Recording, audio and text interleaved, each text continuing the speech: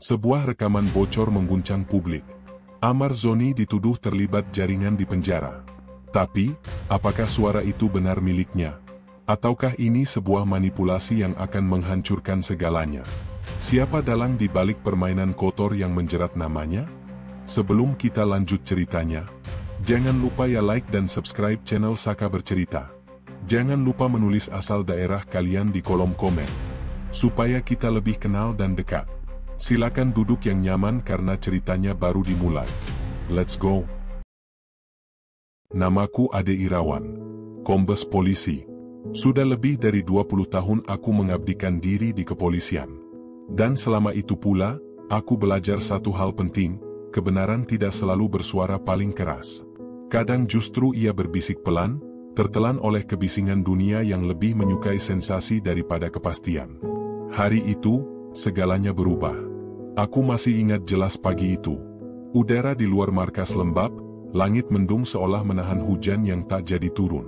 Aku baru saja menandatangani berkas penyidikan ketika seorang anggota muda mengetuk pintu ruanganku dengan wajah panik. "Pak, ini, Bapak harus lihat," katanya, sambil menyodorkan ponsel dengan layar terbuka. Aku mengerutkan dahi. Di layar itu, sebuah video sedang berputar, rekaman berdurasi sekitar 2 menit. Suara seorang pria terdengar jelas, serak, dengan intonasi yang tak asing di telingaku. "Nama saya Amar Zoni," katanya dalam video itu. "Saya terlibat dalam jaringan besar di dalam penjara. Semua orang tahu, tapi mereka tutup mata." Aku terpaku. Suara itu mirip sekali. Mirip Amar Zoni, aktor yang beberapa waktu lalu kami tangkap karena kasus narkoba.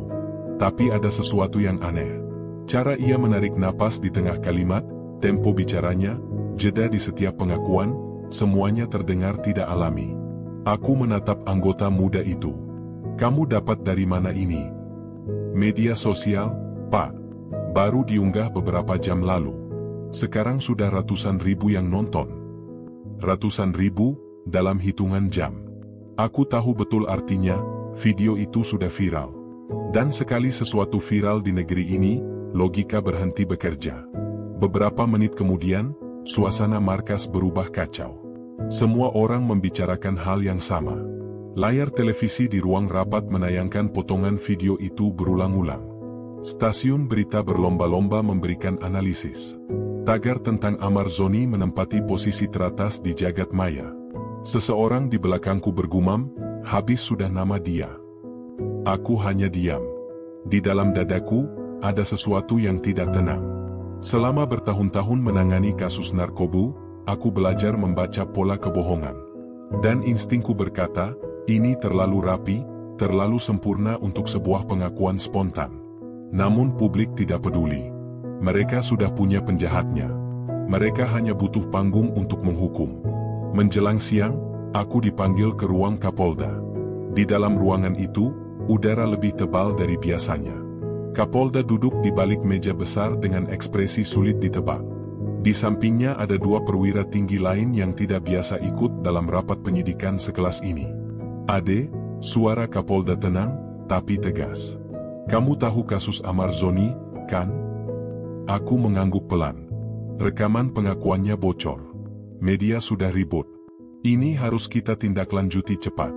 Saya tugaskan kamu untuk memimpin penyelidikan terkait keaslian rekaman itu. Aku menatapnya, mencoba membaca arah kalimat itu. Tapi belum sempat aku menjawab, Kapolda menambahkan kalimat yang membuatku tercekat. "Temukan bukti bahwa pengakuan itu benar. Kita harus tunjukkan bahwa sistem kita tegas. Jangan sampai opini publik berpikir kita melindungi selebritas." Kata-kata itu menggema lama di kepalaku. Temukan bukti bahwa pengakuan itu benar. Artinya, kesimpulan sudah ditetapkan bahkan sebelum penyelidikan dimulai. "Siap, Pak," jawabku akhirnya. Tapi di dalam hati, aku tahu aku tidak akan sekadar mencari pembenaran. Aku ingin mencari kebenaran. Dan itu 2 hal yang berbeda. Sore hari, aku menutup pintu ruanganku rapat-rapat. Kuputar lagi rekaman itu, kali ini dengan headset, volume pelan. Aku ingin mendengar setiap detail, nada, desahan, bahkan gesekan kecil di latar. Suara Amar di video itu terdengar agak rendah, Seperti ada lapisan tipis logam di balik suaranya, ciri khas file yang sudah melalui proses perekaman ulang. Aku menulis di buku catatanku. Suara terdengar berat di frekuensi rendah. Kemungkinan besar ada modifikasi digital. Tidak natural. Lalu kutulis lagi. Tidak ada noise khas ruangan penjara. Latar terlalu bersih. Namun, yang paling membuatku resah adalah ekspresi wajah Amar dalam video itu, dingin, datar, nyaris tanpa emosi. Aku pernah menatap matanya langsung saat ia ditangkap dulu. Ia bukan tipe yang bisa bicara setenang itu di bawah tekanan. Aku menutup laptop dan menyandarkan tubuhku ke kursi. Ada sesuatu yang tidak beres. Tapi siapa yang akan percaya pada perasaan seorang penyidik yang hanya mengandalkan insting, sementara seluruh negeri sudah memvonis? Malamnya, aku menyalakan televisi di rumah. Semua kanal berita menyiarkan hal yang sama. Narasumber berbondong-bondong muncul, pengamat hukum, pakar IT, bahkan selebritas lain ikut berkomentar. Setiap kalimat mereka seperti paku yang menancap di kepala Amar. Tidak ada yang menunggu hasil penyelidikan resmi. Semua sudah yakin ia bersalah. Di tengah liputan itu, istriku duduk di sebelahku dengan wajah cemas. "Mas, kamu yang akan tangani ini?" Aku mengangguk pelan. "Berhati-hatilah," katanya lirih. "Kasus seperti ini, kadang bukan cuma soal hukum." Aku menatap wajahnya lama. Ia tahu betul arti kata-katanya. Ia sudah terlalu sering melihat aku pulang dengan luka, bukan luka fisik, tapi luka hati akibat tekanan dari atas. Tapi kali ini, aku merasa tekanannya akan jauh lebih besar. Keesokan harinya, aku memulai penyelidikan resmi. Langkah pertama, menelusuri sumber asli rekaman. Aku tahu ini tidak akan mudah. Begitu video menyebar, jejak digitalnya bercabang ribuan kali lipat. Tapi selalu ada jejak kecil yang bisa ditarik ke asalnya. Selalu. Aku memanggil salah satu penyidik terbaik di bidang siber, Kompol Pengki. Ia masih muda, tapi otaknya tajam seperti pisau. "Pengki," kataku padanya, "kita akan cari tahu dari mana video itu muncul pertama kali. Aku tidak peduli seberapa jauh jalurnya, kita kejar sampai dapat." Ia menatapku, tersenyum tipis. "Baik, Pak. Tapi kalau dugaan Bapak benar, kita mungkin akan menginjak wilayah yang tidak semua orang mau kita sentuh." Aku menjawab singkat, "Kalau begitu, kita mulai belajar siapa saja yang tak ingin kita menyentuhnya." Hari pertama penyelidikan berjalan lambat. Kami hanya berhasil menelusuri puluhan akun yang menyebarkan video itu, tapi tidak satu pun adalah akun asli. Semua palsu, dibuat dalam waktu hampir bersamaan. "Ini bukan kerjaan orang iseng, Pak," kata Pengki sambil menunjukkan datanya. "Ada pola sistematis. Upload di jam-jam sibuk, dengan akun dari berbagai negara. Ini kerja tim profesional." Aku mengangguk, mencatat setiap temuan. Di malam hari, aku kembali ke meja kerjaku sendirian. Lampu-lampu kantor sudah banyak yang padam. Di luar jendela, Jakarta tampak seperti kota tanpa tidur, hiruk-pikuk yang tak pernah usai. Aku menatap lagi catatan yang kutulis siang tadi, lalu menambahkan satu kalimat di bawahnya. "Jika ini adalah permainan, maka seseorang sedang berusaha mengatur panggung. Dan Amar hanyalah aktor yang dipaksa memainkan peran yang tidak pernah ia pilih." Aku menutup buku itu, menarik napas panjang, lalu menatap bayangan wajahku sendiri di kaca jendela. Di sana, aku melihat sosok lelaki paruh baya dengan mata letih, tetapi di balik letih itu, ada bara kecil yang mulai menyala. Aku tahu, penyelidikan ini akan panjang, melelahkan, dan mungkin berbahaya. Tapi aku juga tahu satu hal, kebenaran tidak akan pernah ditemukan oleh mereka yang takut kotor saat menggali. Dan malam itu, tanpa aku sadari, aku baru saja melangkah ke dalam pusaran yang akan mengubah seluruh hidupku. Ada hal-hal dalam hidup seorang penyidik yang sulit dijelaskan dengan logika. Salah satunya adalah ketika perintah dari atasan terdengar seperti kebenaran yang sudah ditentukan, bahkan sebelum penyelidikan dimulai. Dan itulah yang terjadi padaku hari itu. Pagi itu, aku tiba di markas lebih awal dari biasanya. Kopi di tangan masih panas, tapi pikiranku sudah berat sejak membuka pintu ruangan. Di meja kerjaku, tumpukan berkas baru menunggu, dan di atasnya ada amplop putih dengan stempel resmi bertuliskan, Segera hadir rapat khusus Kapolda. Aku tahu isinya pasti tentang rekaman itu. Begitu tiba di ruang rapat, suasana terasa tegang. Semua mata tertuju pada layar besar di dinding. Di sana, video yang sama diputar berulang-ulang, menampilkan sosok Amar Zoni dengan wajah suram, mengaku menjadi bagian dari jaringan narkoba di dalam penjara. Beberapa perwira bergumam pelan, seolah mencari pembenaran di antara potongan kalimat yang mereka dengar. Sudah jelas suaranya, ini pengakuan, kata salah satu dari mereka. Publik menuntut tindakan cepat, sahut yang lain. Aku hanya duduk diam.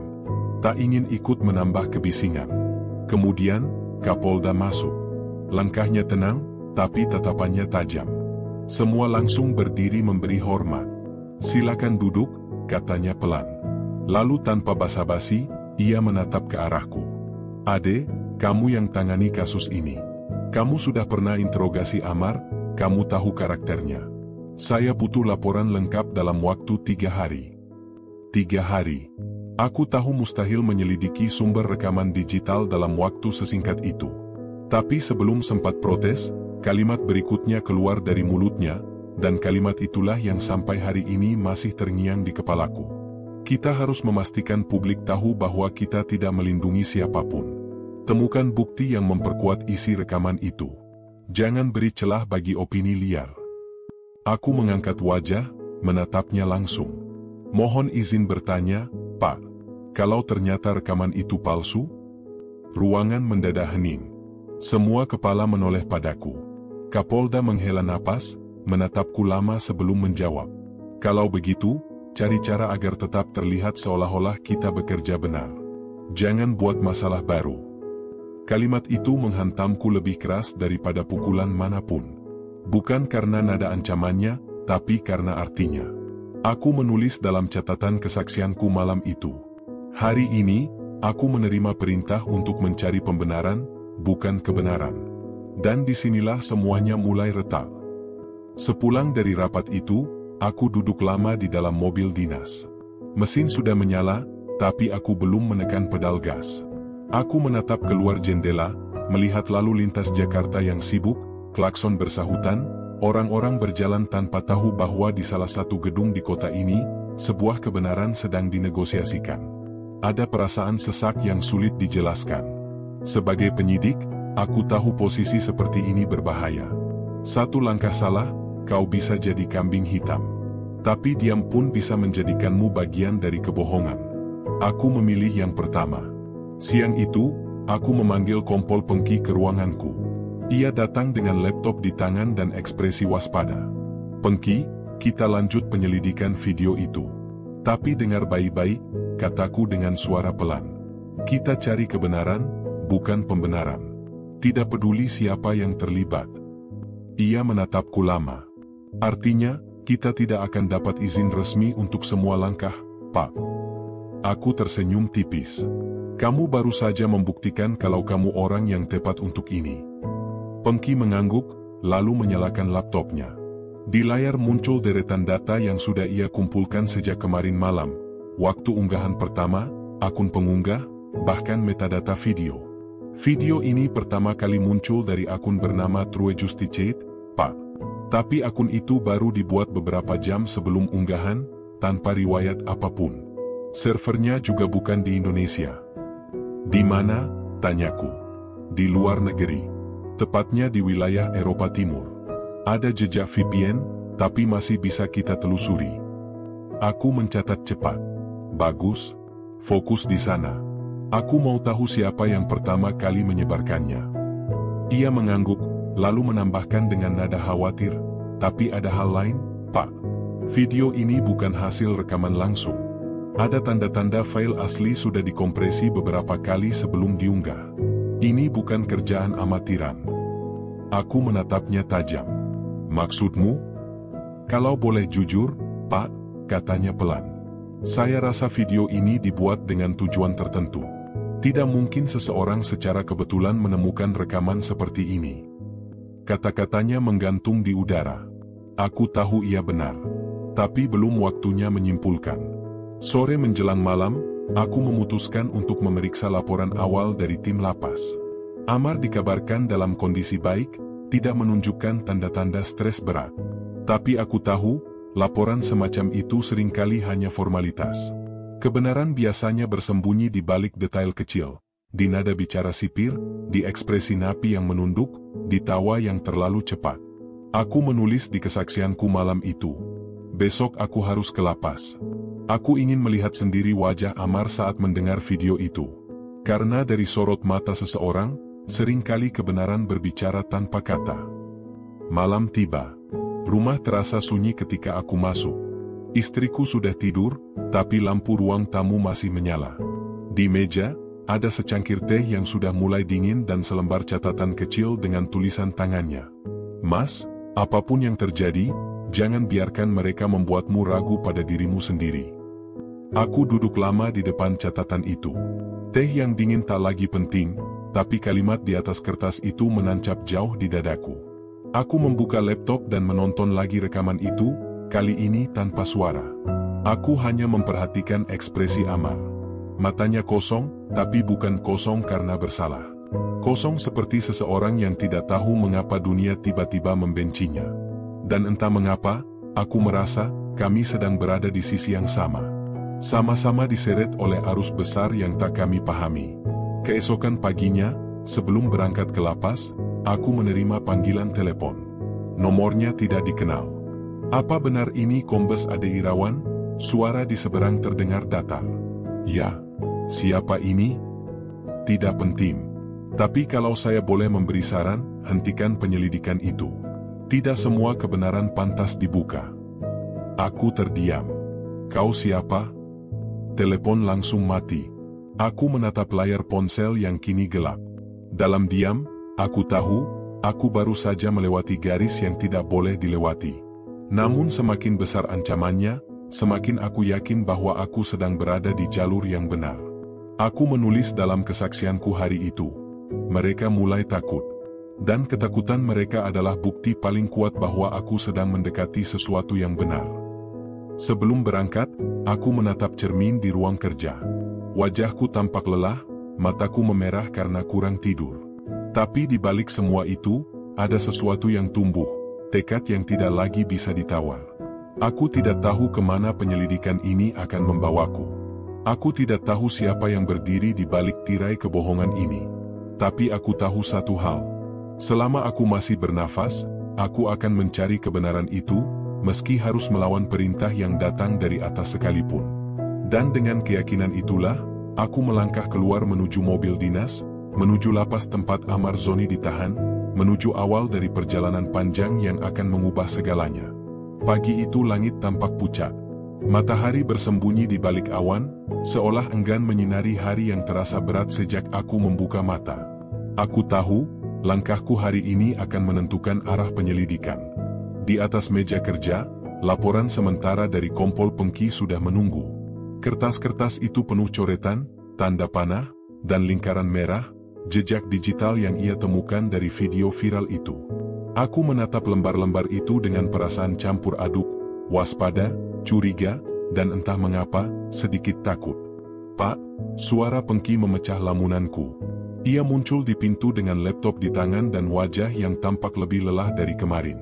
Saya sudah dapat sebagian datanya. Tapi ada hal yang aneh. Aku memberi isyarat agar ia duduk. Aneh bagaimana? Video itu pertama kali diunggah dari akun yang kita sebut True Justice, tapi akun itu tidak berdiri sendiri. Ia bagian dari jaringan akun bayangan. Ada puluhan akun lain yang ikut menyebarkan video itu dalam waktu hampir bersamaan. Dan semuanya terhubung pada satu server anonim di luar negeri. Aku menatapnya lama. Negara mana? Wilayah Eropa Timur, Pak. Tapi server aslinya, saya rasa itu hanya topeng. Ada tanda-tanda rute VPN berlapis. Seseorang benar-benar tidak ingin asal-usulnya dilacak. Aku menghela napas panjang. Artinya, ini kerjaan profesional. Lebih dari itu, jawab Pengki pelan. Ini kerjaan tim besar. Sistematis, terencana, dan punya tujuan. Aku bersandar ke kursi. Kata-kata itu menggema lama di kepala. Punya tujuan. Ya, tentu. Setiap kebohongan besar pasti punya tujuan besar pula. Kami bekerja sepanjang pagi. Di layar laptop, grafik-grafik muncul dan menghilang, memperlihatkan arah lalu lintas data. Setiap garis biru yang melintang di peta digital terasa seperti urat nadi kebohongan yang sedang kami bedah. Namun di tengah analisis itu, ada sesuatu yang membuat bulu kuduku meremang. Pengki memutar ulang video itu, tapi kali ini tanpa gambar, hanya suaranya saja. "Dengar ini, Pak," katanya sambil menaikkan volume sedikit. Aku memejamkan mata, mencoba fokus. Suara itu memang mirip sekali dengan Amar Zoni, tapi ada nada-nada yang terasa tidak hidup. Seolah seseorang menirukan dengan terlalu sempurna, sehingga justru kehilangan jiwa. "Ini bukan suara alami," gumamku. Pengki mengangguk. Saya pikir begitu juga. Ada sedikit pergeseran frekuensi di beberapa bagian, sekitar 2-3 nada. Kecil sekali, tapi cukup untuk menunjukkan kalau file ini telah melalui proses pitch shifting. Aku mengangkat kepala. "Kamu yakin?" "Sangat yakin. Tapi untuk membuktikan itu secara resmi, kita butuh file sumber, bukan versi yang sudah beredar di internet." Aku menatap layar, lalu menatap Pengki. "Kalau begitu, kita cari siapa yang pertama kali merekamnya. Kalau perlu, kita masuk ke dalam jaringan yang mereka buat." Ia mengangguk perlahan. "Saya akan coba. Tapi, ini bisa berisiko, Pak. Server mereka seperti punya pertahanan sendiri. Begitu kita masuk terlalu dalam, mereka bisa tahu kita sedang mengintai." Aku menatapnya dengan tenang. Risiko terbesar dalam penyelidikan bukan saat kita ditangkap, tapi saat kita berhenti karena takut. Pengki tersenyum samar. "Baik, Pak. Saya akan lakukan dengan hati-hati." Menjelang siang, aku menerima pesan dari rekan lama di bagian humas kepolisian. "Ade, hati-hati. Isu Amar sedang panas. Ada tekanan dari beberapa pihak agar penyelidikan segera ditutup dengan kesimpulan yang aman." Aku menatap pesan itu lama. Kata "aman" dalam dunia birokrasi kami adalah kata yang berbahaya. Aman bagi siapa? Bagi publik? Bagi keadilan? Atau bagi orang-orang yang takut kebenaran terungkap? Aku menulis di buku kesaksianku siang itu. Keadilan seringkali bukan soal benar atau salah, tapi soal siapa yang lebih kuat menulis narasi. Dan hari ini, narasi itu sedang dibangun dengan sempurna. Sore hari, aku dan Pengki memutuskan untuk menemui salah satu staf lapas yang disebut-sebut memiliki hubungan dekat dengan napi yang mengenal Amar. Namanya Budi, petugas shift malam. Tubuhnya kurus, matanya waspada seperti orang yang terlalu sering melihat hal yang tak semestinya. Pertemuan kami dilakukan di sebuah warung kecil di pinggir jalan. Hujan turun pelan, membuat suasana makin dingin. "Pak Budi," kataku sambil menatapnya dalam-dalam. "Kami ingin tahu, apakah benar ada orang yang merekam Amar di dalam lapas?" Ia menatap kanan kiri sebelum menjawab. Saya nggak tahu pasti, Pak. Tapi beberapa hari sebelum video itu beredar, ada tamu yang datang malam-malam. Katanya pemeriksaan internal. Tapi kami tidak pernah dapat surat tugasnya." Aku mencondongkan tubuh. "Tamu itu siapa?" "2 orang, Pak. Salah satunya seperti wartawan, tapi tidak bawa ID. Mereka ditemani petugas dari luar, orang berseragam tapi bukan polisi." "Dari mana kamu tahu bukan polisi?" Ia tersenyum getir. "Insting, Pak. Polisi kalau datang ke lapas biasanya banyak tanya. Mereka tidak. Mereka langsung ke sel yang di dalam." "Sel siapa?" tanyaku cepat. Ia terdiam beberapa detik. "Saya nggak yakin, tapi sepertinya selnya Amar." Darahku berdesir. Aku bertukar pandang dengan Pengki yang jelas menahan emosi. "Dan kamu tidak laporkan?" "Kalau saya lapor, saya bisa hilang, Pak," jawabnya lirih. "Orang-orang itu bukan orang sembarangan." Aku terdiam lama. Hujan di luar berubah deras, menutupi keheningan di antara kami. Setelah beberapa menit, aku hanya berkata pelan, "Terima kasih, Budi. Kalau ada yang aneh lagi, hubungi saya langsung." Ia mengangguk cepat, lalu bergegas pergi tanpa menoleh. Aku tahu, mulai malam ini, hidupnya tidak akan lagi tenang. Dalam perjalanan pulang, Pengki menatapku dengan pandangan penuh tanya. Pak, kalau benar tamu itu yang merekam video, berarti kebocoran ini bukan insiden biasa, potongku. Ada operasi yang lebih besar di baliknya. Dan mungkin, mereka bekerja dari dalam. Ia terdiam. Mobil kami melaju pelan melewati jalanan yang basah. Di luar, lampu-lampu kota berpendar di atas genangan air seperti cahaya yang mencoba bertahan di tengah lumpur. Aku menulis di kesaksianku malam itu. Hari ini, aku mulai percaya bahwa video itu bukan sekadar manipulasi digital. Ia adalah pesan. Sebuah peringatan bahwa seseorang sedang mengatur permainan dari balik layar.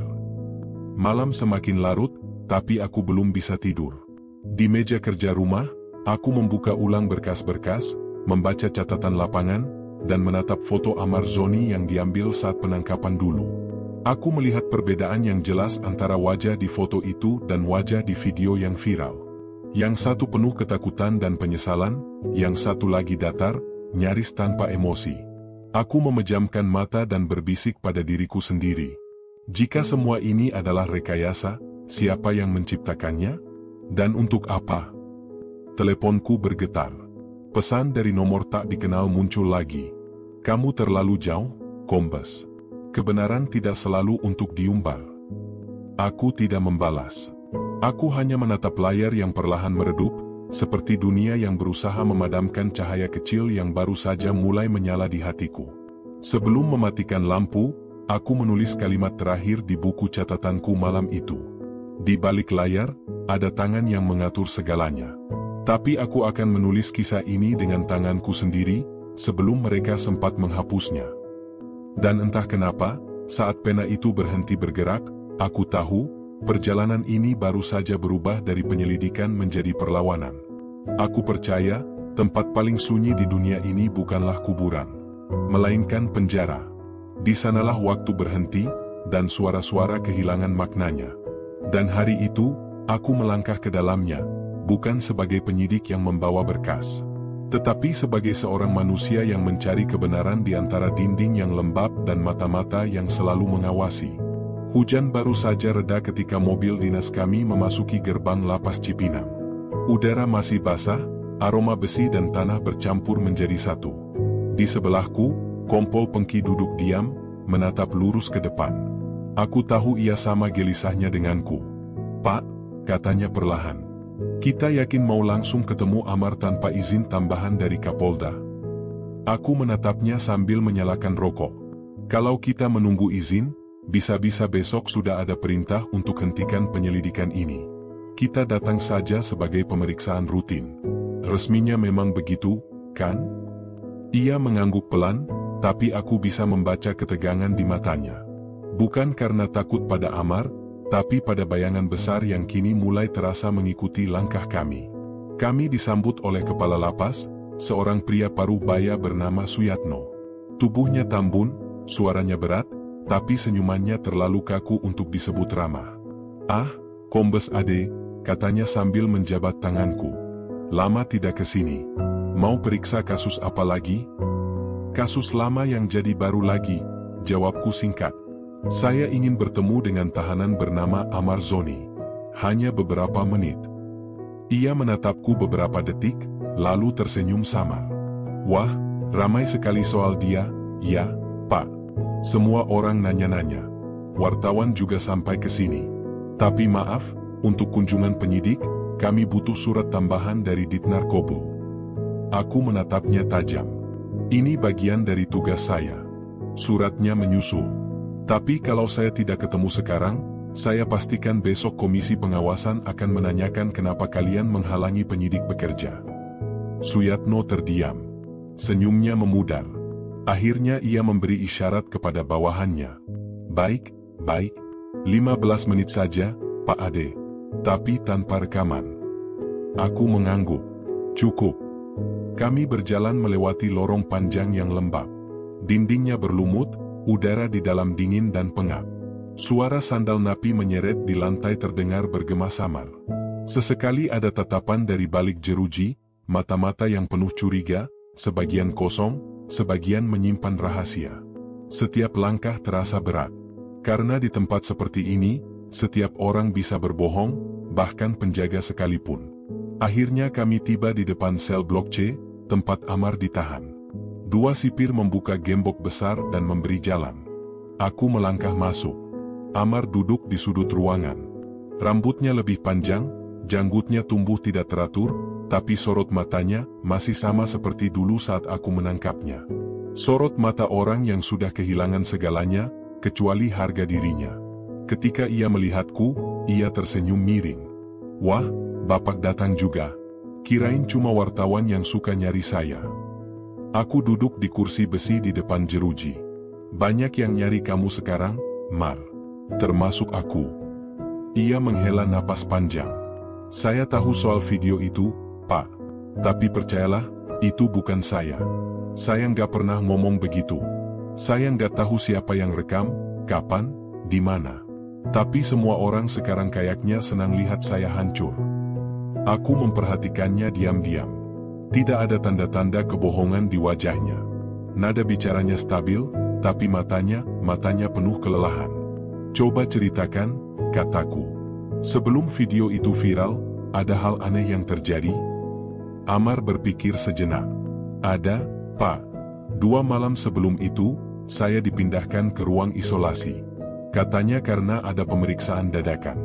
Tapi saya cuma duduk sendirian di sana. Besoknya, saya sudah balik ke sel biasa. Nggak ngerti buat apa.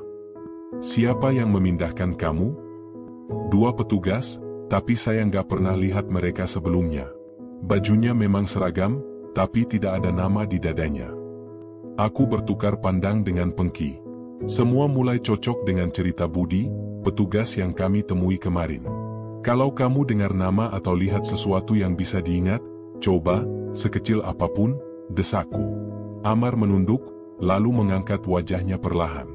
Satu hal, Pak, waktu mereka pergi, saya dengar salah satu bilang lewat interkom, sudah dikirim. Tinggal tunggu naik. Saya nggak ngerti maksudnya apa. Aku mencatat kalimat itu. Tapi di dalam kepalaku, aku tahu, sudah dikirim, berarti file itu sudah berpindah tangan sebelum publik melihatnya. Seseorang di luar sana menunggu waktu yang tepat untuk menjatuhkan bom. 15 menit berlalu tanpa terasa. Saat kami bersiap keluar, Amar memanggilku pelan. Pak Ade. Aku menoleh. Saya tahu Bapak waktu itu nangkep saya bukan karena benci, tapi karena kerja.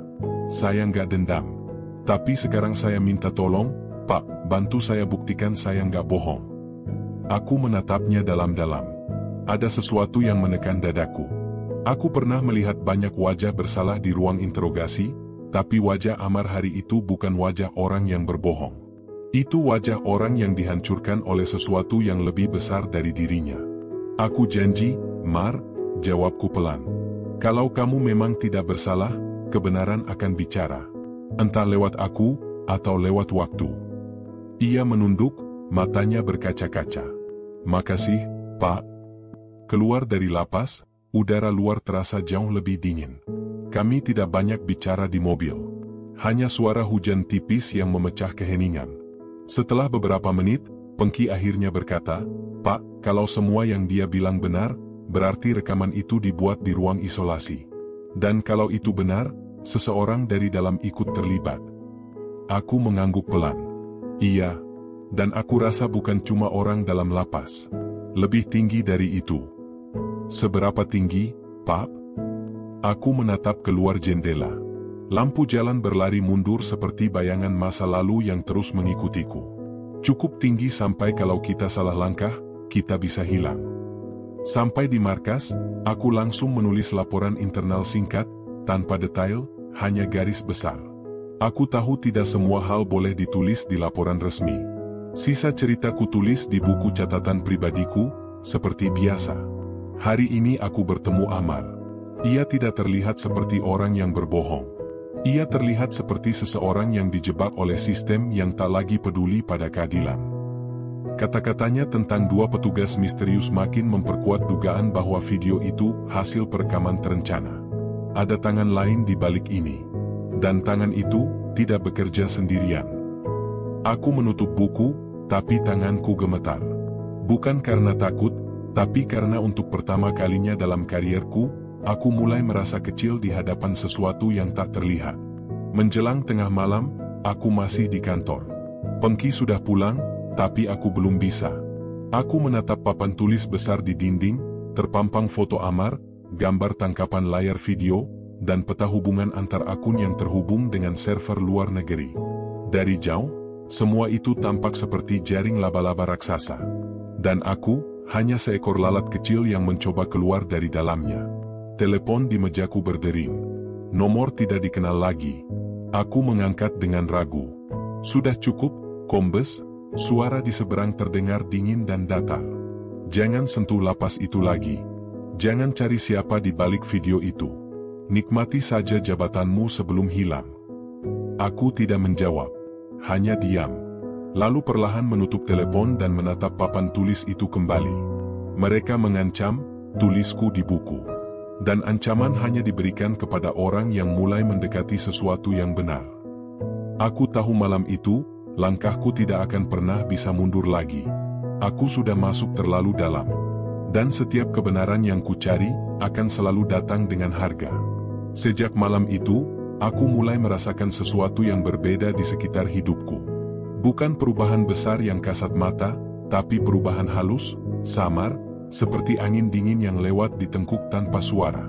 Semuanya masih sama, tapi tidak benar-benar sama. 3 hari setelah pertemuan dengan Amar di lapas, suasana di kantor terasa ganjil. Beberapa rekan tak lagi banyak bicara denganku. Ada yang tiba-tiba berpura-pura sibuk saat aku lewat. Beberapa file digital di sistem penyidikan juga mendadak tidak bisa diakses. Aku mencoba membuka berkas laporan yang kami unggah bersama Kompol Pengki, tapi sistem menampilkan pesan error, file tidak ditemukan. Padahal, aku sendiri yang mengunggahnya kemarin sore. Pengki, panggilku pelan di ruangannya. Kau hapus berkas laporan kemarin? Ia menggeleng cepat. Tidak, Pak. Tapi, saya juga nggak bisa buka file itu. Kayaknya server kita diretas. Aku menatapnya tajam. Diretas? Dari mana? Masih belum tahu. Tapi, log server menunjukkan akses dari alamat internal, bukan dari luar. Aku terdiam. Alamat internal berarti seseorang dari dalam kepolisian sendiri yang melakukannya. Siang itu aku menulis catatan kecil di buku pribadiku. Musuh tidak lagi di luar. Mereka ada di dalam. Dan mungkin, mereka memakai seragam yang sama denganku. Sore harinya, aku pulang lebih awal. Aku pikir, sejenak menjauh dari kantor akan membuat pikiranku lebih tenang. Tapi bahkan di rumah, ketenangan sudah tidak lagi ada. Ketika aku membuka pagar, aku melihat ada mobil hitam terparkir di seberang jalan. Lampunya mati, tapi siluet seseorang tampak di balik kaca. Aku menatapnya beberapa detik. Mobil itu tidak bergerak, tapi aku tahu, aku sedang diperhatikan. Aku masuk ke dalam rumah, tapi seluruh tubuhku menegang. Istriku, Ratna, menyambut dengan senyum tipis. Mas, kenapa kelihatan tegang? Aku mencoba tersenyum. Capek, nah. Banyak tekanan di kantor. Ia hanya mengangguk. Makan dulu, ya. Aku sudah siapkan sup kesukaanmu. Aku makan tanpa selera. Setiap bunyi kecil dari luar membuatku refleks menoleh. Aku tidak ingin menakutinya, tapi entah kenapa, malam itu aku merasa seperti sedang duduk di dalam perangkap. Pukul 9 malam, saat aku menulis laporan pribadi, ponselku bergetar. Pesan masuk dari nomor tak dikenal lagi. Tulisan di layar membuat napasku berhenti sejenak. Kau keras kepala, Kombes. Kami sudah bilang berhenti. Jangan paksa kami datang ke rumahmu. Aku menggenggam ponsel erat-erat. Di dada, ada amarah bercampur takut. Amarah karena aku tahu mereka sedang mencoba menekan dengan cara paling pengecut. Takut karena aku tahu mereka tidak sedang main-main. Aku tidak membalas. Aku hanya menulis di buku catatanku. Ancaman kedua. Kali ini mereka tahu di mana aku tinggal. Keesokan paginya, aku memutuskan untuk menemui Kompol Pengki di laboratorium forensik digital. Ia menyambutku dengan wajah kusut. Pak, saya sudah berhasil ambil ulang sebagian data dari cadangan lokal, katanya cepat. Dan hasilnya aneh. Aku menatap layar laptopnya. Di sana muncul gelombang suara dari rekaman viral itu. Tapi, Pak, lihat di bagian ini, katanya sambil menunjuk pada grafik yang tidak beraturan. Ada jeda kecil, sekitar setengah detik, yang tidak seharusnya ada. Seperti ada potongan suara yang disisipkan di antara kalimat. Aku menunduk, memperhatikan lebih dalam. Dan ini, lanjutnya, bukan hasil edit amatir. Ini teknik manipulasi audio tingkat tinggi, Pak. Mereka pakai algoritma penyamaan suara. Mirip seperti voice cloning. Suara aslinya bisa diubah jadi suara siapapun. Aku menelan ludah. Jadi benar, itu bukan suara Amar. Besar kemungkinan tidak, Pak. Tapi anehnya, setiap kali saya coba analisis lebih dalam, sistem forensik malah crash. Seolah file itu punya proteksi sendiri. Aku menatapnya lama. Proteksi buatan manusia, atau buatan sistem, Pak. Tapi sistem yang sangat canggih. Saya yakin ini bukan kerja individu. Aku keluar dari ruangan itu dengan kepala berputar. Langkahku terasa berat di lorong panjang markas, seperti berjalan di bawah air. Setiap bukti yang kutemukan semakin memperjelas satu hal.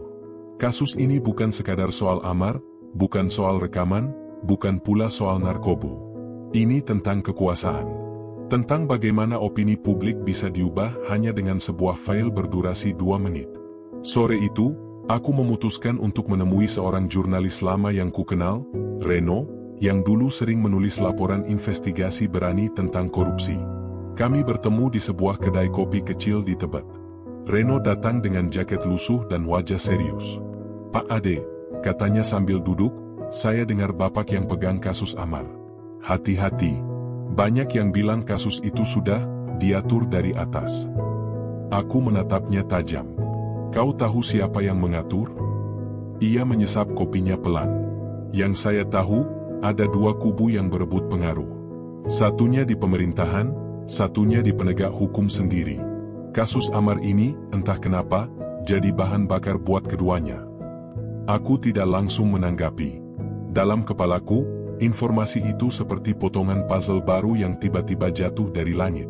Kalau saya boleh saran, lanjut Reno, jangan simpan semua data di server kepolisian. Kalau bisa, buat salinan offline. Karena di atas sana, Pak, tak semua orang ingin kebenaran terungkap. Aku menatapnya beberapa detik, lalu mengangguk pelan. Terima kasih, Nomor. Nasihatmu mahal harganya. Ia tersenyum tipis. Hati-hati di jalan, Pak. Kadang kebenaran itu bukan hanya membahayakan yang bersalah, tapi juga yang berusaha membongkarnya. Malamnya, aku kembali ke rumah dan menyalin semua hasil analisis ke hard drive eksternal kecil, ku beri label, Amar, salinan pribadi. Aku simpan di tempat yang bahkan keluargaku tidak tahu, di balik dinding palsu di ruang kerjaku. Aku duduk lama di depan meja, menatap lampu kecil yang temaram.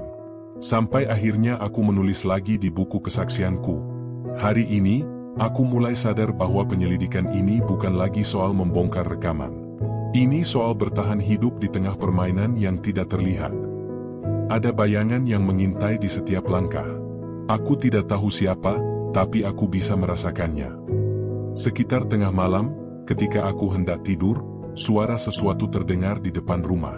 Sebuah suara halus, seperti kaca kecil yang terinjak. Aku turun pelan, membuka gorden sedikit. Mobil hitam itu lagi. Masih di tempat yang sama. Tapi kali ini lampunya menyala. 2 bayangan duduk di dalam, tidak bergerak. Aku tidak membuka pintu. Aku hanya berdiri diam, menatap mereka dalam diam. Sampai akhirnya, mobil itu perlahan melaju, meninggalkan jalanan yang basah. Aku menutup gorden, tapi dadaku tetap sesak. Dan malam itu, untuk pertama kalinya dalam hidupku sebagai polisi, aku benar-benar merasa seperti seorang buronan, padahal aku hanya berusaha mencari kebenaran. Pagi berikutnya, sebuah amplop tanpa nama ditemukan di depan pagar rumah. Di dalamnya hanya ada selembar foto, aku, sedang duduk di kedai kopi bersama Reno semalam.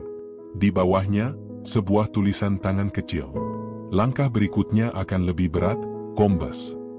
Aku menatap foto itu lama, lalu membakarnya di atas asbak besi. Asapnya naik perlahan ke udara, seperti doa yang belum sempat diucapkan. Bayangan sudah semakin dekat, tulisku dalam catatan hari itu. Tapi aku tidak akan mundur. Karena kalau aku berhenti sekarang, berarti mereka menang. Dan di halaman terakhir catatan itu, aku menulis satu kalimat yang menjadi penegasan untuk diriku sendiri. Selama aku masih hidup, kebenaran akan tetap kutulis, meski setiap hurufnya berbayar dengan ketakutan. Malam itu, udara di kantor terasa berat, seperti ada sesuatu yang menggantung di antara lampu neon yang redup dan dinding yang terlalu sunyi. Aku menatap layar komputer yang menampilkan ratusan baris data suara, dan untuk pertama kalinya dalam penyelidikan ini, aku merasa kebenaran sedang menatap balik padaku. Kompol Pengki duduk di sebelahku. Matanya lelah, wajahnya pucat karena 3 hari tidak tidur cukup. Tapi sorot matanya penuh api. "Pak, saya sudah dapatnya," katanya tiba-tiba. Suaranya bergetar, bukan karena takut, tapi karena terkejut oleh temuannya sendiri. Aku menoleh cepat. "Apa yang kamu temukan?" Ia menekan beberapa tombol, dan layar di depanku berubah. 2 grafik suara muncul berdampingan, yang kiri dari video viral, yang kanan dari suara asli Amar yang diambil dari rekaman wawancara polisi beberapa bulan lalu. "Lihat di bagian gelombang ini," katanya sambil menunjuk ke puncak frekuensi. "Secara bentuk, mirip sekali. Tapi lihat nilai pitch-nya, naik sekitar 1,5 semitone. Itu artinya, suara di video telah dimanipulasi secara digital untuk terdengar seperti Amar, padahal aslinya bukan." Aku menatap grafik itu lama. Setiap garis dan gelombang terasa seperti bukti yang berbicara. Ini bukan sekadar kebetulan. Ini rekayasa. Jadi, aku menarik napas panjang. Suara itu palsu. "Ya, Pak," jawabnya pelan. Dan bukan hanya itu. Ada pola kompresi di file audionya yang tidak mungkin muncul dari perekaman alami. Ini hasil sintesis suara, teknologi baru yang sedang marak digunakan untuk propaganda digital. Kita menyebutnya voice cloning deepfake. Aku menatapnya tak percaya. "Kau yakin 100%? Pengki menatap balik dengan mata yang merah karena kurang tidur. "Kalau ini salah, Pak, saya siap turun pangkat." Tapi semua tanda teknis menunjuk ke satu hal, suara dalam rekaman itu bukan suara Amar. Hening. Sunyi seperti ruang tanpa udara. Aku memejamkan mata sejenak. Semua ingatanku tentang kasus ini berputar di kepala, tekanan dari atasan, ancaman anonim, mobil hitam yang mengintai rumahku. Dan sekarang, semuanya mulai punya makna. Beberapa jam kemudian, kami memutuskan membuat laporan internal versi rahasia, hanya 2 salinan. Satu kusimpan di ruanganku, satu lagi dibawa oleh Pengki ke laboratorium pusat untuk diverifikasi. Tapi sebelum kami sempat menyerahkan laporan itu secara resmi, sesuatu terjadi. Server utama kepolisian tiba-tiba down. Seluruh sistem penyimpanan data digital mati selama 2 jam penuh. Ketika jaringan kembali hidup, file kami hilang. Bukan rusak. Bukan terhapus. Hilang, seolah tidak pernah ada. Aku langsung menatap Pengki. "Cadangan? Sudah saya buat, Pak. Tapi kalau mereka tahu, bisa saja salinan itu juga diburu." Aku mengangguk. "Simpan baik-baik. Jangan di rumah. Jangan di kantor. Tempat yang tidak bisa ditebak." Ia mengangguk pelan, lalu beranjak pergi dengan wajah tegang. Sore itu, aku duduk sendiri di ruanganku. Hujan deras di luar membuat suasana semakin muram. Aku membuka buku catatanku, menulis pelan. Hari ini, kebenaran menunjukkan wajahnya. Tapi bersamaan dengan itu, bahaya juga menampakkan taringnya. Saat aku menutup buku itu, telepon di mejaku berdering. Nomor tidak dikenal lagi. Aku mengangkatnya tanpa suara. Suara di seberang terdengar datar dan dingin, seperti bisikan yang dikirim dari ruang gelap. "Kami tahu kamu sudah menemukannya, Kombes. Hapus semua bukti, atau besok pagi, berita tentangmu akan jadi headline." Aku tidak menjawab. Tapi aku tahu, ini bukan gertakan. Mereka benar-benar tahu. Keesokan paginya, Pengki tidak datang ke kantor. Teleponnya tidak aktif. Pesan tidak dibalas. Aku merasa sesuatu yang buruk terjadi. Siang harinya, Aku menerima kabar dari seorang rekan di bagian lalu lintas. Saya lihat mobil dinasnya Pengki tadi pagi ditemukan di pinggir jalan tol. Pintu terbuka. Dompet dan ponsel tertinggal di dalam. Tapi orangnya tidak ada. Jantungku seolah berhenti berdetak. Aku langsung pergi ke lokasi. Mobil itu masih di sana, terparkir miring di pinggir jalur cepat. Tidak ada tanda-tanda perkelahian, tidak ada darah, tidak ada jejak kaki. Hanya sunyi, dan perasaan dingin yang menjalar sampai ke tulang. Aku memandang ke arah jalan kosong di depanku, lalu berbisik pelan. "Pengki, apa yang mereka lakukan padamu?" Malamnya, aku memeriksa semua tempat penyimpanan data yang kami buat. Hard drive cadangan di loker kantorku sudah tidak ada. Gemboknya terbuka paksa.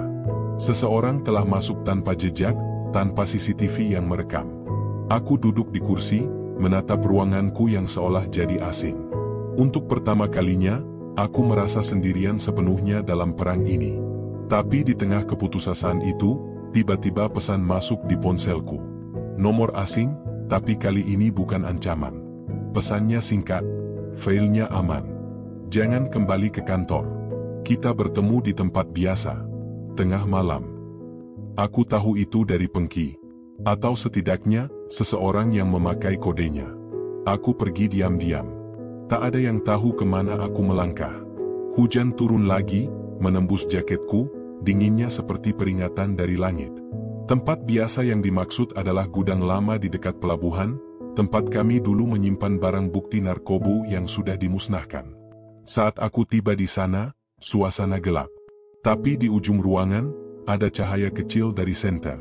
Aku mendekat perlahan. "Pengki," panggilku pelan. Dari balik bayangan muncul sosoknya. Wajahnya kotor, bajunya sobek di bahu. Tapi matanya masih hidup. "Pak, mereka tahu kita sudah sampai di inti," katanya cepat.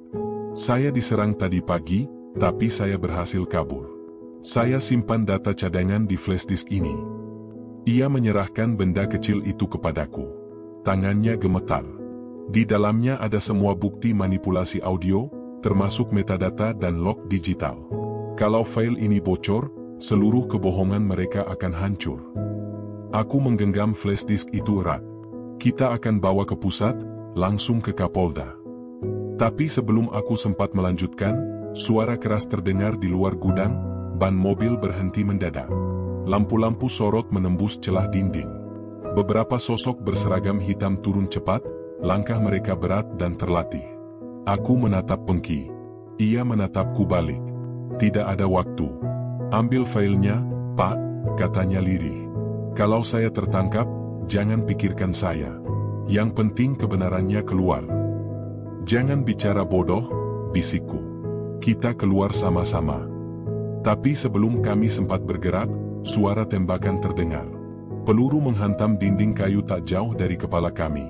Kami berlari, bersembunyi di balik tumpukan drum besi. Suara langkah kaki semakin dekat. Seseorang berteriak dari luar, "Kombes Ade, serahkan data itu. Sekarang." Aku tahu suara itu. Suara salah satu pejabat tinggi yang dulu memerintahkanku menyelidiki kasus ini. Suara yang sama yang dulu bilang, "Temukan bukti bahwa Amar bersalah." Dan malam itu, di tengah dingin hujan dan suara tembakan, aku akhirnya tahu. Aku tidak sedang menyelidiki musuh. Aku sedang menyelidiki atasanku sendiri. Kami berhasil melarikan diri melalui pintu belakang gudang. Aku membawa flash disk itu di dalam saku dalam jaket. Peluru terus melesat di belakang kami, menembus udara seperti jeritan yang tak terlihat. Tapi entah bagaimana, kami lolos ke gang sempit di belakang pelabuhan. Saat kami berhenti untuk bernapas, Pengki menatapku dengan mata penuh kelelahan. "Pak, kalau saya nggak selamat nanti, janji satu hal." Aku menatapnya dengan dada sesak.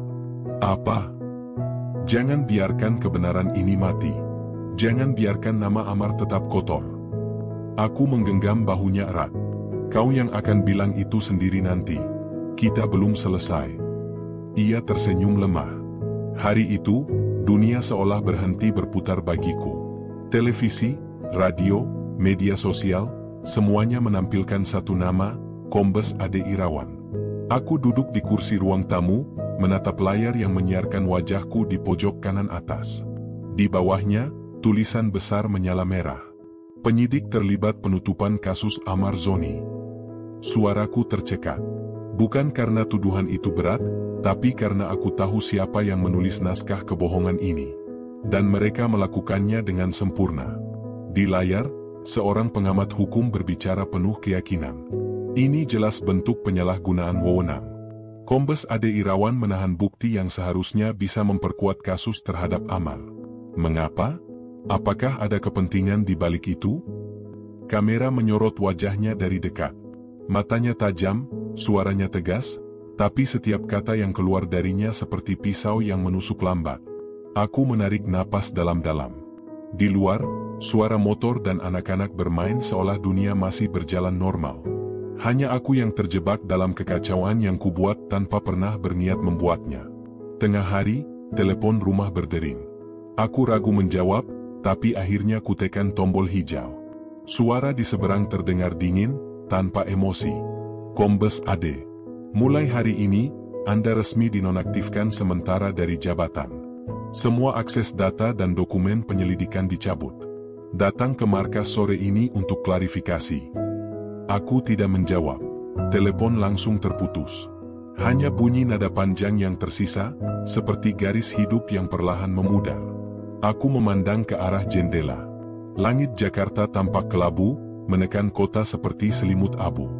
Entah mengapa, hari ini udara terasa lebih berat daripada biasanya. Aku tidak pergi ke markas. Sebaliknya, aku menuju rumah aman tempat Pengki bersembunyi. Ia membuka pintu dengan cepat, wajahnya masih lelah tapi matanya berapi. Pak, saya lihat beritanya. Mereka memutar balik semuanya. Sekarang kita yang dituduh pelindung Amar. Aku masuk tanpa bicara. Di meja kecil, beberapa koran menumpuk. Semua dengan judul serupa, penyidik diduga manipulasi bukti, jaringan dalam kepolisian, skandal terbesar tahun ini. Aku menatap tumpukan itu lama, lalu berkata pelan, mereka mengubah narasi dengan cara yang sama seperti mereka memanipulasi suara Amar. Bukan dengan kekerasan, tapi dengan cerita.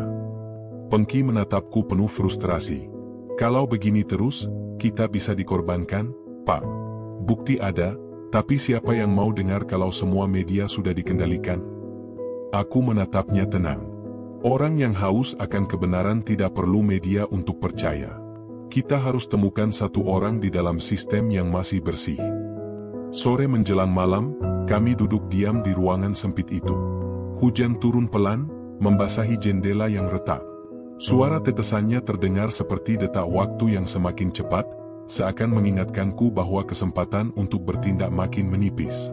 Aku membuka laptop kecilku, mengakses server cadangan yang kami buat diam-diam beberapa minggu lalu. Koneksi lambat, tapi akhirnya file yang kami cari muncul, metadata rekaman suara Amar Zoni. Di sana tertulis jelas. Generated by, Fact Synthesis V42, Copyright PT Digital Motion. Aku menatap nama perusahaan itu lama. Digital Motion. Sebuah perusahaan teknologi yang pernah menjadi rekanan proyek pemerintah untuk pengawasan digital. Tiba-tiba semuanya terasa masuk akal, mereka punya alat, akses, dan motivasi. Aku berbalik menatap Pengki. Ini bukan kerjaan perorangan.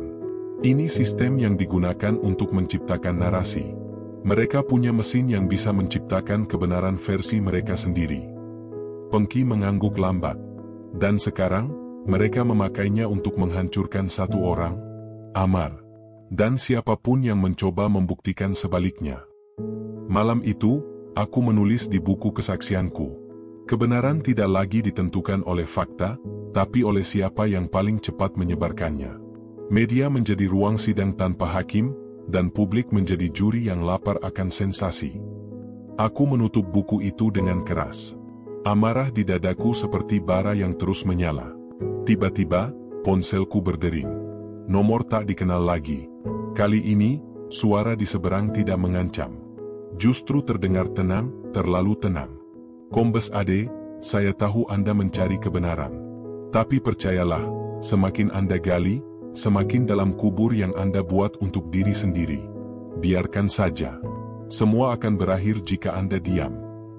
Aku menggenggam ponsel itu erat. Siapa Anda? Orang yang masih memberi Anda kesempatan hidup.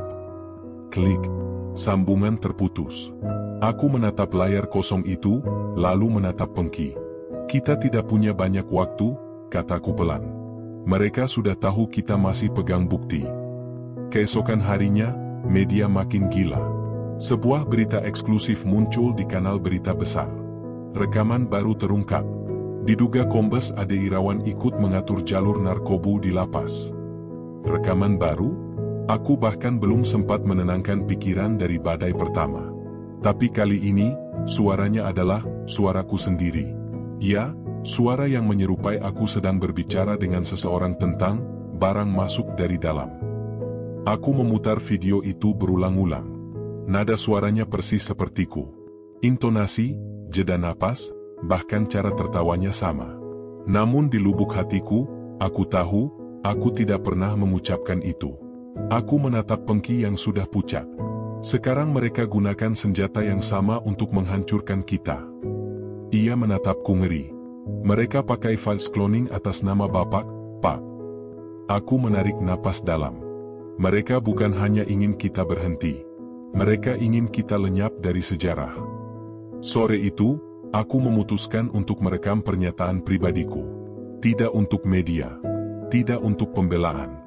Tapi untuk sejarah, agar suatu saat nanti, ketika semua debu ini turun, kebenaran bisa berbicara lewat suaraku sendiri.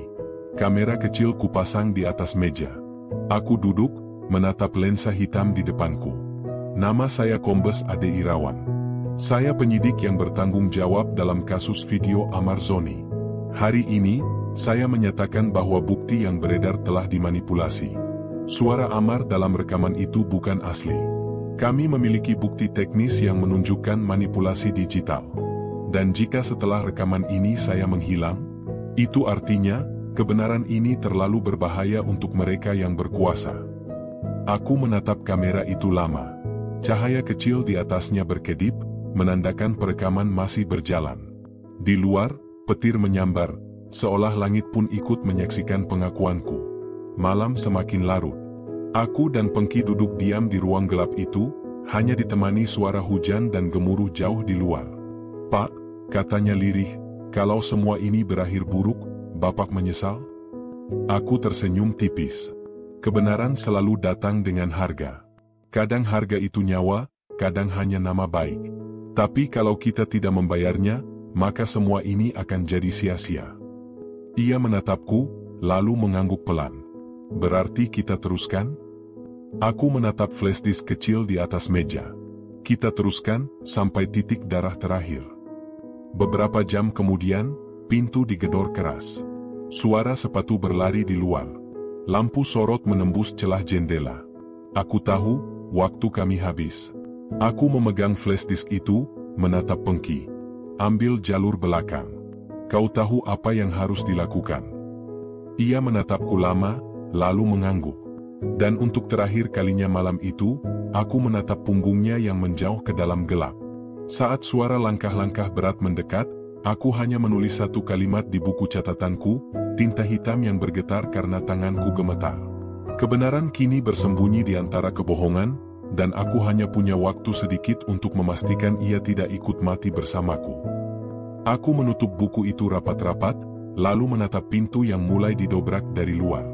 Malam itu masih kuingat dengan jelas, suara gedoran di pintu, langkah-langkah berat, dan teriakan dari luar yang memecah kesunyian. Polisi, buka pintu. Kombes Ade, Anda kami tahan. Namun aku tahu, mereka bukan datang untuk menegakkan hukum. Mereka datang untuk menghapus jejak. Aku mematikan lampu. Ruangan menjadi gelap total. Hanya sinar dari jendela yang sesekali disambar petir menampakkan bayanganku di dinding. Di tanganku, flash disk kecil yang kubawa terasa berat, seberat rahasia yang terkandung di dalamnya. Aku tahu, kalau benda ini jatuh ke tangan mereka, semuanya akan berakhir. Amar akan tetap dicap penjahat. Aku akan dikubur sebagai pengkhianat. Dan kebenaran akan mati, bersama kami berdua. Aku berlari ke pintu belakang, membuka kunci pelan. Suara langkah di luar semakin dekat. 1, 2, 3, lalu suara tembakan memecah malam. Kaca jendela pecah. Peluru menembus dinding hanya beberapa inci dari kepalaku. Aku menunduk, berlari keluar melewati lorong sempit menuju gang belakang. Hujan turun deras. Bajuku basah kuyup, napasku berat. Tapi langkahku tidak berhenti. Karena di setiap detik yang berlalu, aku tahu Pengki sedang berlari di arah lain, membawa salinan data yang sama. Kami sudah sepakat, jika salah satu tertangkap, yang lain harus tetap bergerak. Aku berlari menuju mobil tuaku yang terparkir di ujung jalan. Begitu mesin hidup, aku langsung melaju tanpa arah, hanya mengikuti insting. Di kaca spion, aku melihat dua mobil hitam mengejar. Lampu sorot mereka menembus hujan seperti mata iblis yang tak mau lepas. Aku menekan gas lebih dalam. Jalan licin, ban tergelincir beberapa kali. Tapi aku tidak berhenti. Tidak sekarang. Tidak saat semuanya hampir terbuka. 1 jam kemudian, aku berhenti di jembatan tua di pinggiran kota. Tempat itu sepi. Hanya ada suara air sungai yang bergemuruh di bawah sana. Aku keluar dari mobil, berdiri di tepi jembatan, menatap air hitam yang mengalir deras di bawah. Flashdisk itu masih di tanganku. Aku tahu, mereka bisa mengambil apapun dariku, jabatan, nama, bahkan hidupku. Tapi bukan kebenaran ini. Aku membuka jaket, menyelipkan flashdisk itu di dalam botol logam kecil, lalu melemparkannya ke sungai. Botol itu tenggelam perlahan, menghilang di telan arus. Pergilah, bisikku pelan. Cari tempatmu sendiri untuk ditemukan. Beberapa menit kemudian, suara mobil mendekat. Cahaya sorot menyilaukan mataku. Aku tahu, aku tidak bisa lari lagi. Dari mobil hitam itu turun 3 orang berseragam, lengkap dengan senjata. Salah satunya, aku mengenalnya. Wajahnya tak asing. Wajah yang dulu pernah duduk di mejaku, memuji pekerjaanku, menepuk bahuku saat aku berhasil mengungkap kasus besar. Brigjen Surya. Atasanku. Orang yang dulu menugaskanku menyelidiki Amarzoni. Ade, katanya tenang, melangkah mendekat. Aku sudah bilang, berhentilah. Kau membuat segalanya semakin rumit. Aku menatapnya tajam. Kau yang menciptakan kerumitan ini, Surya. Kau yang perintahkan tim itu membuat rekaman palsu. Ia tersenyum kecil. Rekaman itu hanya alat, Ade. Alat untuk menjaga stabilitas. Kau pikir publik bisa menerima kalau seseorang seperti Amar ternyata hanya korban sistem? Tidak. Dunia butuh kambing hitam. Dan tugas kita, memastikan kambing itu tetap di kandang. Aku melangkah maju 1 langkah. Dan siapa yang memastikan kita tidak berubah jadi serigala? Senyumnya memudar. Ia menatapku dalam-dalam, lalu berkata pelan, kau terlalu idealis, Ade. Dunia tidak butuh kebenaran. Dunia butuh keseimbangan. Aku tertawa pendek. Keseimbangan yang kau maksud adalah menutupi kebenaran demi kenyamanan orang-orang di atas. Ia menatapku lama, lalu menghela napas. Aku tak ingin melakukan ini. Aku melihat gerakannya cepat. Tangannya turun ke pinggang, menarik pistol. Tapi aku lebih dulu bereaksi. 1 tembakan. 1 kilatan cahaya. Lalu hening. Peluru menembus bahuku, tapi peluru dari pistolku mengenai lengannya. Ia mundur, menatapku dengan mata marah dan luka yang dalam, bukan hanya di tubuh, tapi di harga dirinya. Lari, Ade, katanya dengan suara serak. Kau sudah menandatangani surat kematianmu sendiri malam ini. Aku tidak menjawab. Aku hanya berbalik, menahan rasa sakit di bahu, dan melangkah pergi ke dalam kegelapan. Aku bersembunyi di sebuah rumah kosong di pinggiran hutan. Luka di bahuku perih, darahnya terus merembes. Aku menekan kain di atasnya, mencoba bertahan. Di luar, langit sudah mulai terang. Hari baru, tapi bukan harapan baru. Aku menulis lagi di buku kesaksianku, meski tangan gemetar. Malam ini aku tahu siapa dalang di balik semua ini. Brigjen Surya, bersama beberapa pejabat tinggi, membangun jaringan untuk menciptakan narasi palsu. Mereka menggunakan teknologi manipulasi suara untuk menjatuhkan siapapun yang bisa mengancam posisi mereka. Amar hanyalah korban. Aku, saksi yang tidak mereka rencanakan. Aku berhenti menulis, menarik napas panjang. Rasa sakit di bahuku semakin parah, tapi aku tidak peduli. Yang penting, setiap kata ini tertulis sebelum aku hilang. Jika catatan ini ditemukan, maka kebenaran belum sepenuhnya mati. Karena kebenaran tidak bisa dibunuh, ia hanya bisa ditunda. Aku menutup buku itu dengan tangan berlumur darah. Di luar, aku mendengar suara kendaraan. Mereka menemukanku. Pintu rumah didobrak. Suara langkah masuk cepat, disusul cahaya senter menyapu ruangan. Aku duduk bersandar di dinding, pistol di tangan, buku catatan di pangkuan. Seseorang berteriak, "Letakkan senjata." Aku tidak bergerak. "Letakkan, Ade. Jangan buat ini semakin sulit." Aku mengenali suara itu lagi. Suara Surya. Entah bagaimana, ia masih hidup, masih bisa berdiri, dan masih punya kekuasaan untuk mengatur semua ini. Aku menatapnya dari jauh, lalu berkata pelan, "Surya, satu hal yang tidak pernah bisa kau kendalikan adalah waktu. Cepat atau lambat, semua kebohonganmu akan terbuka." Ia menatapku tajam. "Kalau begitu, biar aku percepat saja." Suara tembakan menggema di udara. Tubuhku tersentak ke belakang. Sakitnya tak bisa kujelaskan, seperti seluruh dunia menutup diri di sekitarku. Darah mengalir pelan di dadaku. Pandanganku mulai kabur. Tapi aku sempat melihat Surya mendekat, mengambil buku catatanku. Ia membuka halamannya, lalu wajahnya berubah. Kaget. Bingung. Karena halaman terakhir kosong. Kosong, kecuali satu kalimat kecil di bawahnya. "Kebenaran tidak ada di sini, Surya." Aku tersenyum samar. Ia baru sadar, salinan buku asliku sudah kutitipkan pada seseorang yang ia takkan pernah curigai. Seseorang yang akan membawanya ke publik, pada waktunya. Aku menatap langit untuk terakhir kali. Hujan sudah berhenti. Cahaya fajar mulai muncul dari balik awan, lembut tapi tajam. Sambil menahan napas terakhirku, aku berbisik, "Amar, kebenaranmu akan hidup. Aku janji." Dan di detik berikutnya, dunia memudar menjadi sunyi. Beberapa minggu setelah kematianku, media memberitakan bahwa Kombes Ade Irawan tewas dalam baku tembak saat mencoba kabur dari penyelidikan internal. Tidak ada yang membahas isi catatan kesaksianku. Tidak ada yang mencari tahu apa yang sebenarnya terjadi. Namun di tempat lain, di meja seorang jurnalis muda, paket kecil tanpa nama tiba. Di dalamnya, sebuah buku catatan berlumur darah. Dan satu flashdisk berlabel "Kesaksian Asli." Aku tahu, meskipun tubuhku telah hancur, suara yang kubawa dalam catatan ini tidak akan mati. Malam itu, malam terakhirku, aku menulis setiap detail. Manipulasi rekaman Amar, keterlibatan Brigjen Surya, jaringan pejabat yang memanfaatkan opini publik, dan perasaanku sendiri saat menghadapi kebenaran yang pahit. Saat aku menyerahkan salinan buku itu kepada seseorang yang tidak akan mereka curigai, aku merasa lega sekaligus takut. Karena aku tahu, kebenaran itu bahkan lebih berbahaya daripada kebohongan yang selama ini mereka sebarkan.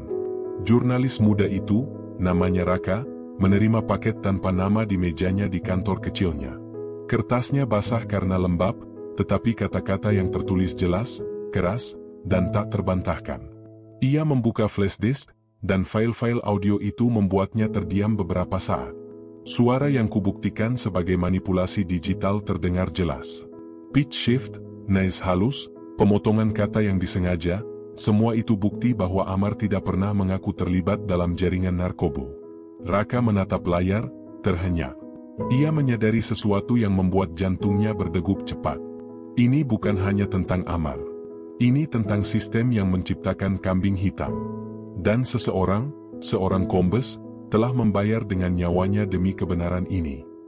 Raka memutuskan untuk menyelidiki lebih jauh. Ia mulai menelusuri setiap nama yang tercatat di catatanku, menyusun ulang alur kejadian dari sudut pandang yang aku tinggalkan. Ia menemukan catatan tambahan tentang siapa saja yang berada di balik fitnah, orang-orang yang berada di puncak kekuasaan, yang memiliki kepentingan politik, dan yang siap mengorbankan siapapun demi stabilitas mereka sendiri. Setiap lembar catatan membuka luka baru, membuat Raka merasa seakan berada di tengah badai yang tak terlihat. Ia membaca pengakuanku tentang bagaimana aku menghadapi Brigjen Surya di Jembatan Tua, bagaimana kami saling menembak, dan bagaimana aku akhirnya kehilangan nyawa. Tapi satu hal jelas, aku tidak menyesal. Aku menulis di catatan itu, jika aku harus mati untuk kebenaran, maka biarlah kematianku menjadi saksi bagi mereka yang berani mendengarkan. Raka menatap kata-kata itu lama. Ia tahu bahwa publik tidak akan mendapatkan kebenaran dari media mainstream. Berita tentang Amar akan tetap tercemar, berita tentang kematianku akan tetap dikaburkan. Tetapi catatan ini, catatan yang kubuat dengan darahku sendiri, memberinya senjata paling ampuh, bukti yang tidak bisa dihapus. Ia mulai mengontak beberapa ahli forensik digital, mengirim file audio itu, dan meminta analisis independen. Semua bukti mengarah ke satu kesimpulan, rekaman Amar telah dimanipulasi. Pitch shift, editing halus, bahkan suara tambahan yang diimprovisasi untuk menimbulkan kesan bahwa Amar sedang mengakui keterlibatan. Raka mulai menyusun laporan, meskipun ia tahu risiko yang akan dihadapi. Setiap detik yang ia habiskan untuk menyelidiki, bayangan pengkhianatan yang kutinggalkan dalam catatan ini terasa lebih nyata.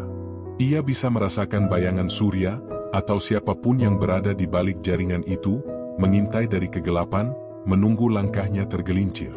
Sementara itu, aku, melalui catatan ini, kembali merasakan setiap detik ketegangan malam itu. Aku menulis lagi, membayangkan Raka membaca lembaran terakhir. Kebenaran yang kubawa bukan hadiah, bukan juga beban. Ia adalah tanggung jawab. Siapapun yang memegangnya, harus siap untuk menghadapi konsekuensi yang tak terduga. Karena mereka yang takut akan kebenaran, tidak akan ragu untuk membungkamnya, dengan cara apapun. Aku tahu bahwa kata-kata ini akan menimbulkan ancaman. Raka bisa jadi target berikutnya. Tetapi aku juga tahu, jika kebenaran dibungkam, dunia akan kehilangan arah. Dan aku tidak akan membiarkan itu terjadi.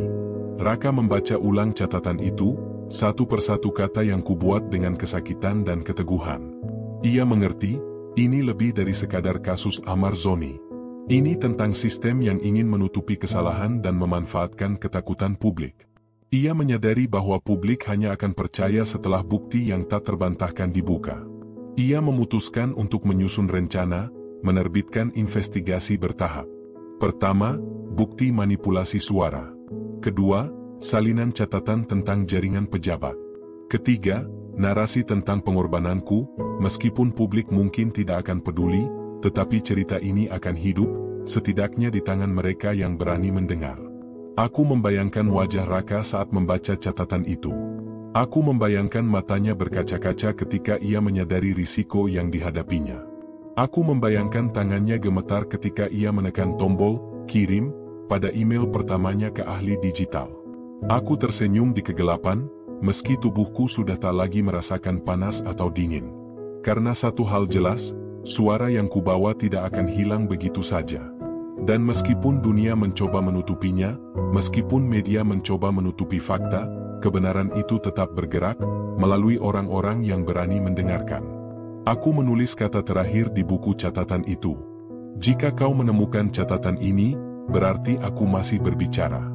Dan kebenaran masih hidup. Jangan biarkan dunia menidurkannya lagi.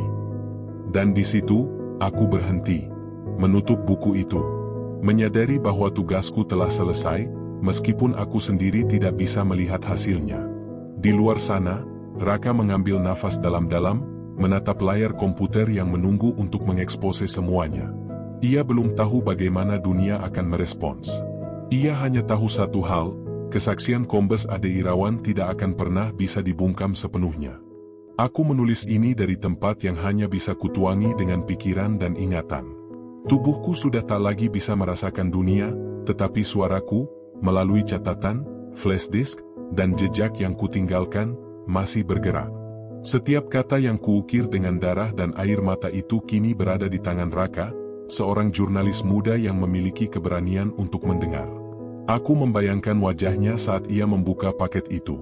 Rasa takutnya, rasa ragu-ragu yang bercampur aduk dengan rasa ingin tahu, semua itu nyata. Tapi satu hal yang membuat hatiku tenang, ia memilih untuk percaya pada kebenaran, bukan pada narasi yang dibangun orang-orang berkuasa. Beberapa hari setelah investigasi pertama Raka muncul, media sosial mulai riuh. Orang-orang mempertanyakan rekaman Amar Zoni. Ahli digital mengonfirmasi bahwa suara itu telah dimanipulasi, pitch dan intonasi diubah, potongan kata sengaja diedit. Namun sebagian besar media mainstream masih enggan mengakui kesalahan mereka. Mereka takut reputasi akan runtuh, takut pengaruh mereka hilang, takut kebenaran memukul balik. Tapi dunia tidak bisa dibohongi selamanya. Jejak kebenaran, sehalus apapun, selalu meninggalkan bekas. Raka mempublikasikan laporan pertamanya secara bertahap. Analisis audio yang menunjukkan manipulasi, catatan tentang jaringan pejabat yang terlibat, kesaksian Kombes Ade Irawan yang mengungkap motif di balik fitnah. Aku membayangkan setiap kata diterima oleh pembaca. Ada yang terkejut, ada yang marah, ada yang meneteskan air mata karena menyadari bahwa Amar Zoni hanyalah korban sistem, bukan kriminal yang mereka tuduhkan. Di satu malam yang sunyi, aku menulis refleksi terakhir di catatan itu. Kebenaran tidak datang sekaligus. Ia perlahan-lahan menembus kebohongan, menembus kebisuan, menembus ketakutan. Mereka yang berani mendengar, akan menjadi saksi hidupnya. Dan mereka yang mencoba menutupi, akan menghadapi bayangan dari setiap kata yang mereka sembunyikan. Aku tahu, catatan ini akan terus bergerak. Setiap orang yang membacanya akan merasakan jejak yang kutinggalkan. Jejak seseorang yang berani menghadapi pengkhianatan, kebohongan, dan kematian demi kebenaran. Raka tidak hanya menulis. Ia mulai mewawancarai saksi-saksi tambahan, menemukan bukti-bukti baru, dan menyusun kronologi yang lebih jelas. Satu persatu, pihak-pihak yang terlibat mulai goyah. Pejabat-pejabat yang dulunya percaya diri kini merasa terpojok. Surya sendiri mulai kehilangan pengaruh, meskipun ia masih mencoba menutupi semuanya. Tapi aku tahu, tidak ada yang bisa menahan arus kebenaran selamanya. Di tempat lain, Amar Zoni, yang selama ini dicap sebagai penjahat, menerima keadilan atas nama baiknya. Ia masih harus menghadapi publik yang skeptis, tapi ada satu hal yang berbeda sekarang, bukti nyata bahwa ia adalah korban manipulasi dan fitnah. Aku membayangkan diriku berdiri di samping Raka, meskipun aku tahu itu mustahil. Aku ingin menatap wajahnya saat ia menulis paragraf terakhir laporan besar itu. Aku ingin merasakan keberanian yang ia miliki, keberanian yang sama yang dulu kumiliki saat menyelidiki kasus ini. Aku menulis di catatan terakhir. Jika kau membaca ini, berarti aku masih ada dalam jejakmu. Tidak dalam tubuh, tetapi dalam kata-kata. Jangan biarkan kebenaran ini hilang. Bawa ia ke dunia. Biarkan Amar dikenal sebagaimana mestinya. Biarkan mereka yang mencoba menutupi menyadari bahwa bayangan dari kebenaran selalu mengejar mereka. Aku percaya padamu, Raka. Dan aku percaya pada dunia yang bisa mendengar. Seiring waktu, laporan Raka menjadi viral. Media mainstream akhirnya terpaksa mengakui manipulasi rekaman. Diskusi publik mulai bergeser dari tuduhan pada Amar, menjadi kritik terhadap sistem yang memanfaatkan ketakutan dan opini publik untuk keuntungan politik. Aku membayangkan Surya duduk di kantornya, menatap berita itu. Ia tidak bisa menghapus bukti-bukti yang telah tersebar. Ia tidak bisa mengubah catatan yang kubuat. Ia tidak bisa menutup mata dunia dari kebenaran yang perlahan muncul. Jejak kebenaran ini masih panjang. Masih banyak yang harus diungkap, masih banyak yang harus disembuhkan. Tapi aku tahu satu hal, kebenaran selalu menemukan jalannya. Dan aku, Kombes Ade Irawan, meskipun telah pergi, telah menanam benih itu. Di tangan mereka yang berani mendengar. Di hati mereka yang mencari, bukan sekadar percaya. Aku menutup catatan ini, tersenyum samar. Aku tahu, jejak kebenaran tidak akan pernah hilang. Dan di suatu tempat, di luar dunia yang kutinggalkan, Amar Zoni akhirnya bisa bernafas lega. Bukan sebagai penjahat, tapi sebagai korban yang memperoleh keadilan. Ini bukan akhir, tulisku di halaman terakhir. Ini hanyalah awal dari dunia yang lebih jujur. Dunia yang bisa mendengar suara yang dibungkam. Dan disitulah, aku merasa damai.